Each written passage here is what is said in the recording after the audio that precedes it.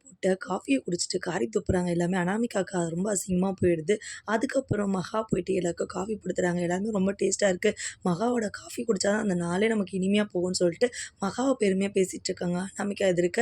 அனாமிகாவுக்கு ரொம்ப கோவம் வந்துருது. அப்புறம் வீட்ல ஒரு சடங்கு பண்ணிட்டு தான் எல்லா நல்ல காரியங்களும் பண்ணணும். அதனால புரோகிதர வர சொல்லுங்கன்னு சொல்லிட்டு புரோகிதர் வராங்க.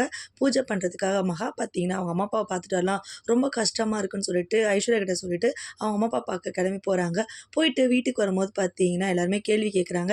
"எங்க போயிட்டு வர மகா? வீட்ல எவ்வளோ வேலை இருக்கு. எங்க போன ஊர சுத்துறதுக்குன்னு" சொன்னாங்க. "நான் எங்க அம்மா அப்பாவ பார்த்துட்டு வரேன்." "உங்க அம்மா அப்பா பார்த்துட்டு வரியா? அவங்க வீட்டுக்கு உனக்கு எந்த சம்மந்தம் இல்ல சொன்னா, நீ எந்த உரிமையில போய் பார்த்துட்டு வர?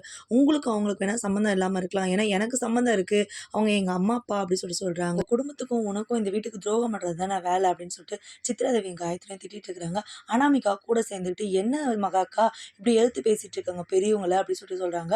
"நீ நல்ல குடும்பத்துல வந்தவமா, அவ எந்த குடும்பத்துல வந்தவன்னு" சொல்லிட்டு சித்ராதேவி ஒரு மாரி பேசுறாங்க. ஐஸ்வர்யாவுக்கு கோவம் வந்துடுது.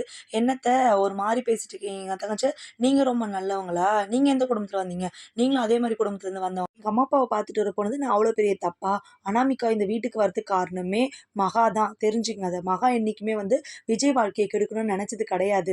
பிரபா வரணும்னா எப்பயோ வந்திருக்கலாம். எங்களுக்கு ஒண்ணுமே தெரியாது பிரபா லவ் பண்ணது. முன்னாடியே தெரிஞ்சிருந்தா நான் கல்யாணம் பண்ணி வச்சிருப்போமே சரி, எங்களுக்கு எதுவுமே தெரியாது.